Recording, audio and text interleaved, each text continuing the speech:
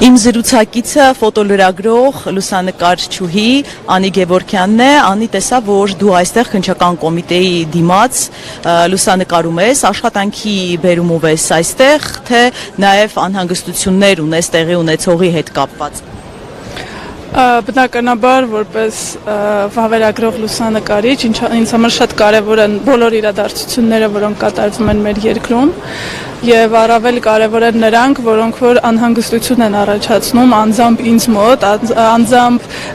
մոտ այդ արդարության զգացողության հետ կապված, որովհետեւ տարիներ շարունակ մեր երկրում շատ եւ շատ մարդիկ պայքարել են նրա համար, որ լինեն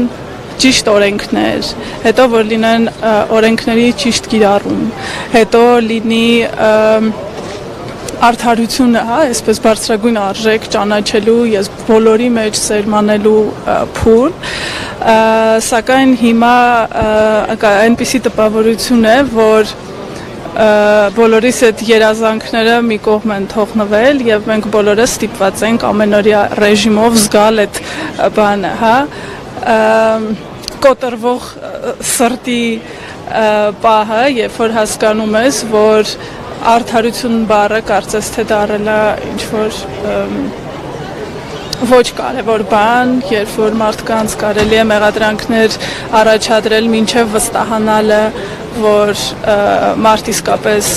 որևէ հանցավոր արարք է կատարել կամ նորից կալանավորումը եւ նման խիստ ազատության սահմանափակումները նորից առաջ են գալիս եւ կարծես թե չեն եղել այն փուլերը, երբ որ մենք բոլորս պայքարում էինք նրա համար, որ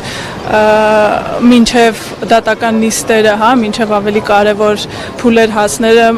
եւ մինչև մարդու մեղքի ճանաչումը մարդը հնարավորություն ունենա գտնվել իր ընտանիքի կողքին, իր տանը եւ զբաղվել իր պաշտպանությամբ շատերը ինձ արդեն գիտեն որպես Հիսուսի արձանի շինարարության հենց առաջի փուլից վավերագրող լուսանկարիչ, ինձ համար բնականաբար շատ պատիվ է, հիմա էլ ինձ անընդհատ հարցեր են տալիս շինարարության process-ի հետ կապված, արդյոք ընթանում է, արդյոք դադարում է, բնականաբար ամեն ինչ չի, ինչ որ ես գիտեմ, սակայն ես էլ շատ կարևորում եմ իմ որոշակի կապը, այդ նախագծի հետ եւ ինձ համար նաեւ շատ կարեւոր է որ այդ նախագծի նկարահանման եւ վավերագրությունը շարունակելու ընթացքում առիթ եմ ունեցել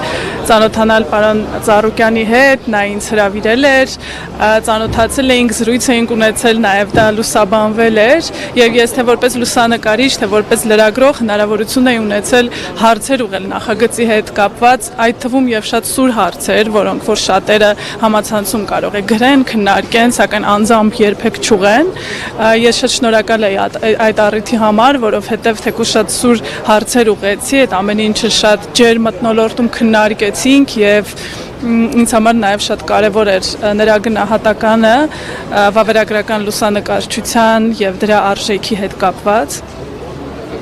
Եվ ես ուզում եմ շեշտել, որ իսկապես շատ կարևոր է, որպեսզի արդարությունը լինի գերակա, որպեսզի մարդը եւ մարդիկ, եթե ավելի լայն վերցնենք, մեր երկրի առումով հնարավորություն ունենան պաշտպանել իրենց իրավունքները, մարդիկ ստիպված չլինեն պայքարել անարդարության դեմ, հակառակը, անարդարության դեմ պայքարը դա պետք է լինի իշխանության, կառավարության, մեր երկրի պարտականությունը, ոչ թե քաղաքացիների, ովքեր որ անում են ինչ-որ աշխատանք, մեկ էլ ինչ-որ պահի կարող է իրենց նկատմամբ մեղադրանք առաջադրվի եւ իրենց բոլոր գործերը ստիպված լինեն թողել, ամեն ինչ կանգնացնել, այսպես կաթվածահար լինի ամեն ինչ եւ բոլորը ստիպված լինեն հետեւել, թե ինչ է լինելու այս անհետեթության հետ։ Այդ իմաստով, թե ինձ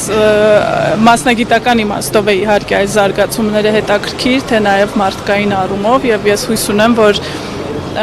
ամեն ինչ շատ ճիշտ հանգուցալուծում պետք է ստանա, որովհետեւ բնականաբար երբ որ դու կարևորում ես արդարությունը, միշտ հույս ես ունենում, որ արդարությունը կհաղթի։